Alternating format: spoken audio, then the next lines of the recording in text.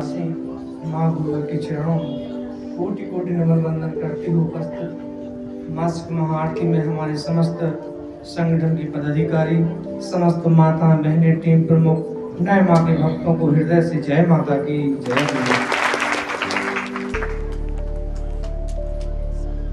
एक समय जब पांडव गुरुकुल में अपनी पूरी पढ़ाई करने के पश्चात लास्ट समय में उनके गुरु ने उनकी परीक्षा ली, एक लक्ष्य बनाया था, एक पक्षी रूपी पुतले को किसी वृक्ष के ऊपर स्थापित कर दिया था।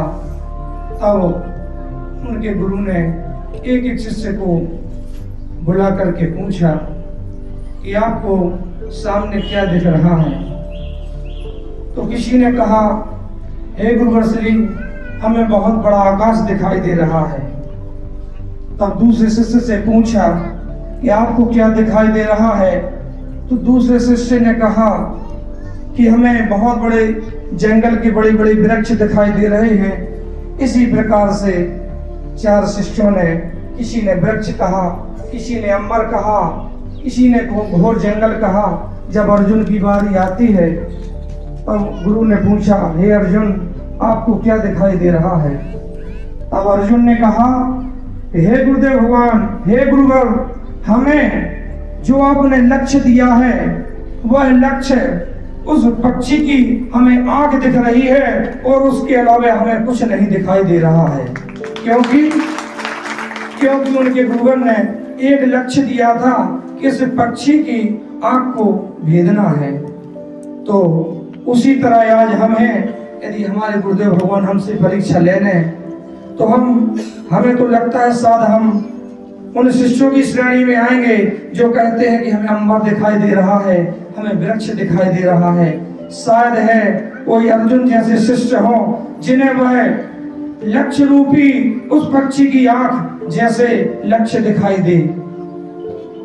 आज हम कहते हैं कि हमारा समाज हमें समझ नहीं पा रहा है, समाज का हमें सहयोग नहीं मिल पा रहा है, समाज हमें पहचान नहीं पा रहा है, क्योंकि हम अपने लक्ष्य को खुद स्वयं नहीं पहचान पा रहे हैं। गुरुदेव भगवान की विचारधारा को हम नहीं पहचान पा रहे हैं।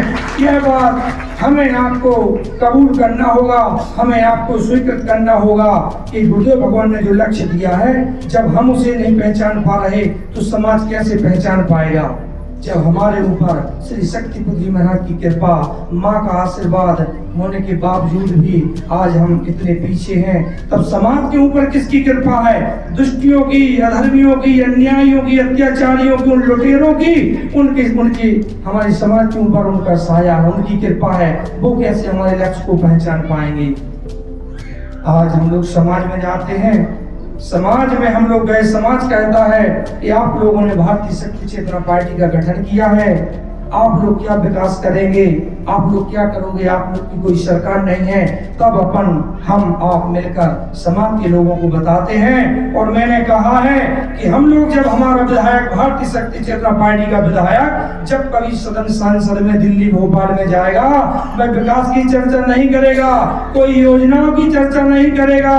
वह वहां जाकर जब सदन में पहुंचेगा तो कहेगा, अध्यक्ष महोदय, हमारे समाज में उन माताओं की चीखों को लेकर जाएगा जिनके नशे के कारण सिंदूर उजड़ गए हैं, उन बहनों की चीखों की मांग करेगा, उन माताओं की सूनी गोदी की बात करेगा, उन बेचारे बच्चों के जिनके नशे के कारण पिता चले गए, उन तरसती हुई आंखों की बात करेगा, जो अपनी आंखों से निगाह एक पल अपने पिता की याद कर रहे हैं। जब अध्यक्ष वहां पहुंचेंगे तो भारतीय शक्ति चेतना पार्टी का विधायक इस चीज की बात करेगा और कहेगा, इस जहर को, इस माताओं की उस सूनी गोदी को, उस बहनों की चीखती हुई पुकार को, इसका जवाबदार हम और आप हैं, क्योंकि हमने और आपने ही इस जहर को हमारे समाज में परोसा है। ये हम समाज को जाकर के बताते हैं कि भारतीय शक्ति चेतना पार्टी का जब भी विधायक बनेगा यह बात करेगा। और रही बात सरकारों की, तो हम उस सरकार से जुड़े हैं, उस परम सत्ता से जुड़े हैं जिसकी कृपा युगों युगों तक बरसती रहती है। और वह सरकार क्या नहीं कर सकती, क्या नहीं कर रही है। वह सरकार उस सत्ता की बात करते हो, हमें गुरुदेव भगवान ने परम सत्ता से जोड़ा है। तो हम सभी लोग निश्चित रूप से गुरुदेव भगवान ने जो हमें लक्ष्य दिया है उसका हमें सभी लोग पालन करें, उन लक्ष्य को समझें। वरना किसी युग में एक भक्त प्रहलाद का भी नाम था, उस युग में भी एक से धर्मात्मा हुए होंगे, एक से पुण्यात्मा हुए होंगी, लेकिन उस युग में किसी युग में भक्त प्रहलाद का नाम है, बाकी भी तो लोग थे।